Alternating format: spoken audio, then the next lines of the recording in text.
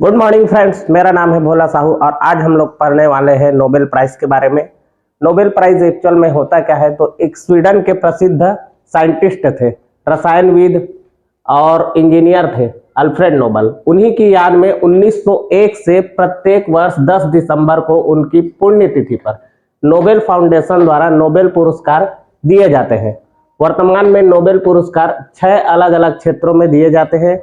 जो है Nobel foundation की स्थापना जब हुई थी तो वो 29 जून 1900 को हुई थी। 1901 से 5 क्षेत्रों में उत्कृष्ट योगदान के लिए नोबेल पुरस्कार दिए जाते हैं। कौन कौन से क्षेत्र हैं? तो फिजिक्स है, भौतिकी, रसायन है, केमिस्ट्री, चिकित्सा है, मेडिसिन, साहित्य है, लिटरेचर, शांति है, पीस। इन क्षेत्रों में, इन 5 क्षेत्रों में 1901 से दिया जाता है नोबेल प्राइज। लेकिन अर्थशास्त्र का जो इकोनॉमिक्स का जो नोबेल प्राइज है उसकी घोषणा 1968 में हुई थी। और शांति का नोबेल पुरस्कार नॉर्वे की राजधानी ओस्लो में दिया जाता है और बाकी अन्य जो 5 है उसका नोबेल पुरस्कार स्वीडन की राजधानी स्टॉकहोम में दिया जाता है। और ये अधिकतम 3 लोगों को दिया जाता है प्रत्येक क्षेत्र में। प्रत्येक क्षेत्र में 3 लोगों को दिया जाता है एक वर्ष में। 1974 में मरणोपरांत नोबेल पुरस्कार देना बंद कर दिया गया था। पहले ये नोबेल प्राइज जो है मरणोपरांत भी दिया जाता था, लेकिन 1974 से ये बंद कर दिए। लेकिन घोषणा होने के बाद, जैसे किसी को नोबेल प्राइज देना है करके घोषणा कर दिया गया है और उसकी मृत्यु हो जाती है, तो 10 दिसंबर से पहले अगर उसकी मृत्यु हो जाती है तो वह नोबेल पुरस्कार उसे दिया जाएगा। अब ये अल्फ्रेड नोबल कौन है? तो 1885 में डायनामाइट का ये खोज करता है और अपनी संपत्ति का बड़ा हिस्सा एक ट्रस्ट बनाने के लिए दे दिया था। इस रकम के ब्याज से हर साल मानव जाति के कल्याण करने वालों को इस पुरस्कार से सम्मानित किया जाता है।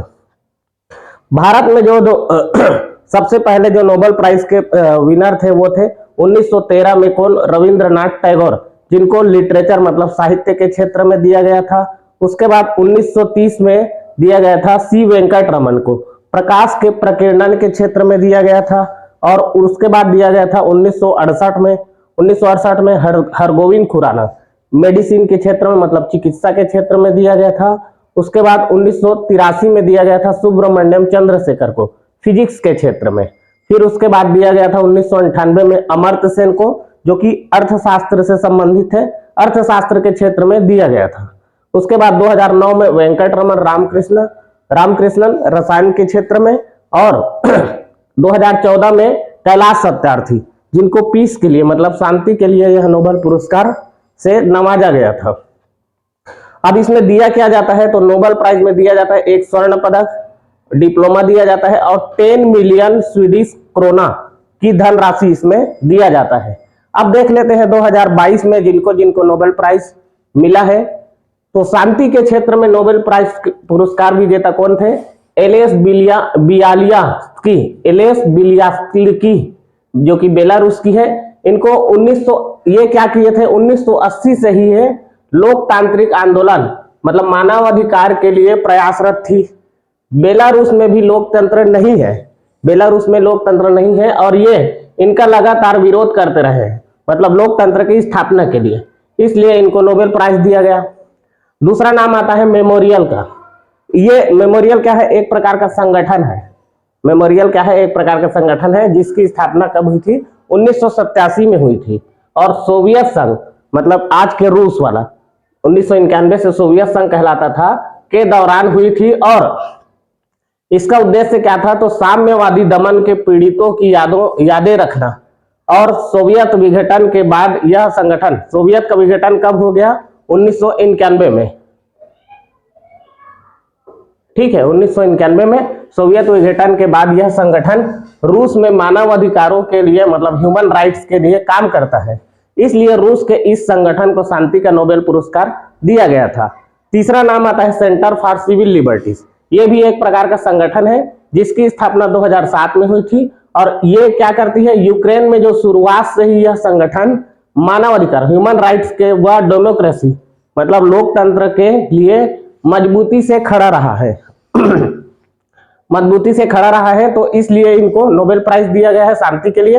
और रूस के आक्रमण के बाद भी में यूक्रेन के नागरिकों के लिए इस संगठन ने काफी सारे काम किए, जिसके लिए इसे नोबेल पुरस्कार से नवाजा गया है। अब साहित्य के क्षेत्र में दिया गया है एनी एनॉक्स को किस क्षेत्र में दिया गया है? लिटरेचर के क्षेत्र में, साहित्य के क्षेत्र में, जो क्या करती है, सामाजिक असमानता पर फोकस करते हुए, सामाजिक असमानताओं पर फोकस करते हुए इन्होंने बहुत सारी किताबें लिखी है, जिनमें से एक जर्नल डू डेहर्स और एक्सटीरियस इनकी मेन किताबें हैं, और भी इनके सारे बहुत सारे किताबें। तो साहित्य के क्षेत्र में इनको एनी एनॉक्स को नोबेल प्राइज दिया गया है। उसके बाद आता है केमिस्ट्री मतलब रसायन के क्षेत्र में, कैरोलिना बर्टोजी जो कि यूएसए की है, बैरी शार्पलेस जो कि यूएसए की है, मार्टिन मेंडल जो कि डेनमार्क की है। और ये बैरी शार्पलेस को ये पुरस्कार दूसरी बार मिला है, पहला 2001 में मिला था। किस लिए दिया गया है केमिस्ट्री के क्षेत्र में? तो क्लिक केमिस्ट्री और बायो ऑर्थोगोनल केमिस्ट्री के विकास के लिए इनको नोबेल प्राइज दिया गया है।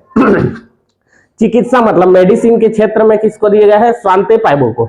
स्वांते पैबो क्या किया है इन्होंने? विलुप्त होमेनिक और मानव विकास के जीनोम से संबंधित इन्होंने खोज किया था, इसलिए इनको चिकित्सा के क्षेत्र में नोबेल प्राइज दिया गया है। और उसके बाद आता है भौतिकी मतलब फिजिक्स के क्षेत्र में जो नोबेल प्राइज विजेता है वो है एलन एस्पेक्ट्स जो कि फ्रांस की है, जॉन ए क्लासर जो कि अमेरिका की है, एंटोन जिलिंगर जो कि ऑस्ट्रिया से है।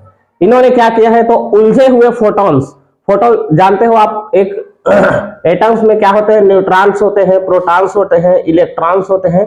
तो एक फोटॉन्स जो होते हैं उनके उल्लंघन की स्थापना और अग्रणी क्वांटम सूचना विज्ञान के लिए इनको ये पुरस्कार फिजिक्स के क्षेत्र में दिया गया है।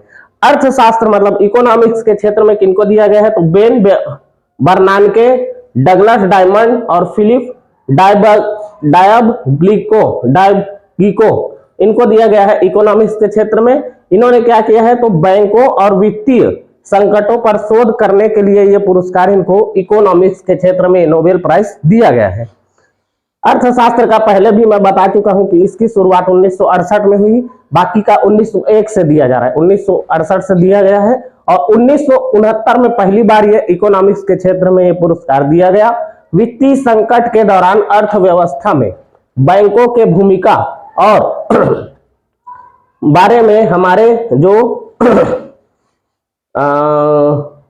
में सुधार करने के लिए हमारे, ये क्या लिखा है ना,